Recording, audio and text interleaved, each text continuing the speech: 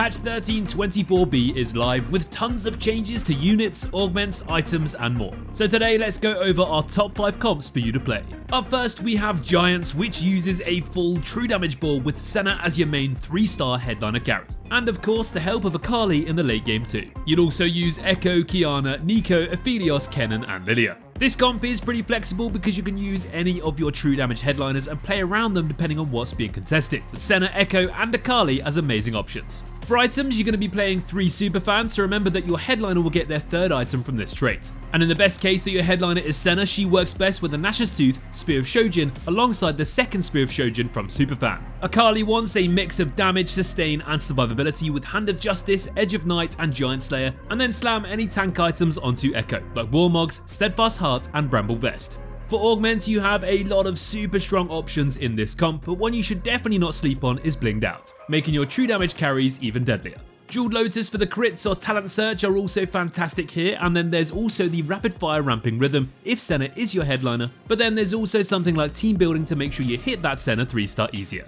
If you want to see this Giants comp or any of the strongest comps in this set in some more detail, then don't forget we have full in-depth expert video guides on our website and desktop app, so click the link in the description to see it for yourself. Next up we have Holy Diver Yone, which uses a mix of traits but mainly plays around 4 crowd divers with a 3-starred Yone headliner carry. You'd also use the other 3-cost tanks, Ekko and Mordekaiser, to protect him in the front line and bring in the expensive crowd diver units Zed and Qiyana in the late game, as well as Kayle and Viego as your edgelord and pentakill trait fillers. You can use Evelynn, Na or Yasuo as your early item holder headliners here, before you bring in Yone at level 7. And if you are being contested, you can also try for a Zed headliner at level 8 instead. For items, Yone wants a Giant Slayer to make sure he can cut through front lines and gain access to backlines. He'll also want his best item, which is a BT, to make sure he stays alive, and then finally a Quicksilver to keep him on his toes. Then you can slam those big tank items onto Ekko and support tank items onto Mord, and then any leftover AD items can go towards your Zed. For augments, you will definitely want to prioritize any reroll augments that will help you hit Yone 3 stars easier, like Prismatic Ticket, Team Building or Heroic Grabback. You can also go for item augments like Freaky Friday or the Edgelord augment Live for Danger. Disco is back at number 3 and it's here to stay with buffs to Blitzcrank, Gragas and Nami this patch. This one uses a full 6 disco board with TF as your main headliner carry and Blitzcrank as your tank. They'll also be boogieing with the 5-cost Ziggs and Sona alongside Lux, Gragas, Nami and Taric. This is a default leveling comp which pushes for high levels to bring in the 4-cost carries TF and Blitz. But you can use strong early headliner item holders like Annie to get you through the early to mid game and bring in the big guns later on. Speaking of items, Twisted Fate wants a Spear of Shojin, a Jeweled Gauntlet and then some attack speed with an item like Red Buff or Rage Blade. Your main tank Crank wants the tasty pairing of Steadfast Heart and Warmog's Armor alongside any other strong defensive option like Bramble Vest or Dragon's Claw.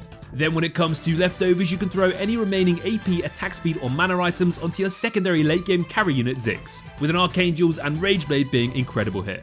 For augments, you have a ton of choice again in this one, but the most important one to look out for is Double the Funk, which makes that disco trait even stronger and more flexible when it comes to positioning too.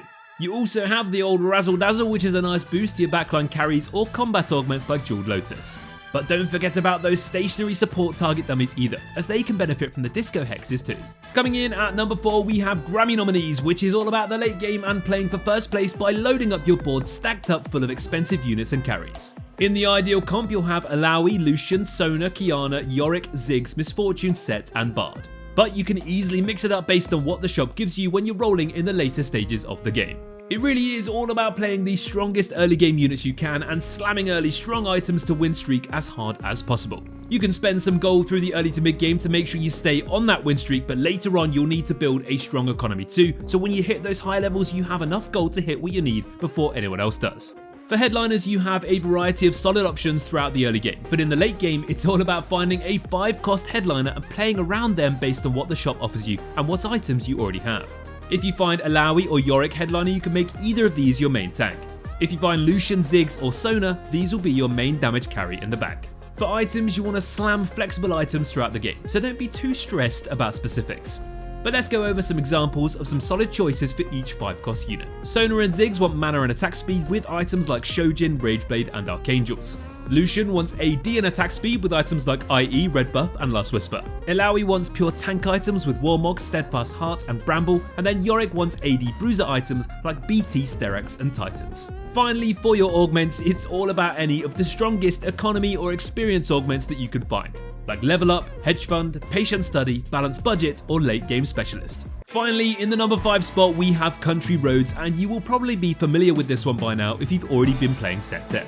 This comp uses a heavy country core with Samira as your main headliner carry and Urgot as your secondary damage dealer too. You use Sett as your main 3-star tank here alongside the help of Thresh, Amumu, Vex and Illaoi to complete your board. Level 7 is the name of the game with this one, as you'll be rolling to hit your Samira, Urgot and Sett 3-starred while slamming their best items at the same time. For headliners, you want to go for a country Samira or Urgot in this one, but you can use Olaf, Tahm Kench or Katarina to get you through the early to mid game. For Samira's items, she wants a Giant Slayer, Infinity Edge and Last Whisper to make sure she can cut through any type of frontliner and gain easy access to those backline carries. Urgot wants a mix of sustain and attack speed with items like BT, Giant Slayer and Red Buff. And then you can slam any defensive options onto Sett, with Warmogs, Gargoyle and Bramble being amazing here. Any leftover tank components you can slam on Thresh, and any remaining AP item components can go onto Vex. Now for augments, Prismatic Ticket is definitely one to go for in this comp, as re-rolling those 3 costs is the main objective. You can also go for Heroic Grab Bag or Team Building. Lucky Gloves is also amazing here though, because you can slam it onto Urgot or any of your tanks to instantly spike your board and free up some components to use elsewhere. Well, that brings us to the end of our top 5 comps for you to play in patch 13.24b. Don't forget to download our desktop overlay to help you climb with augment win rates, comp recommendations, step-by-step guides in-game and much more. Thanks everyone for watching, and as always, take care.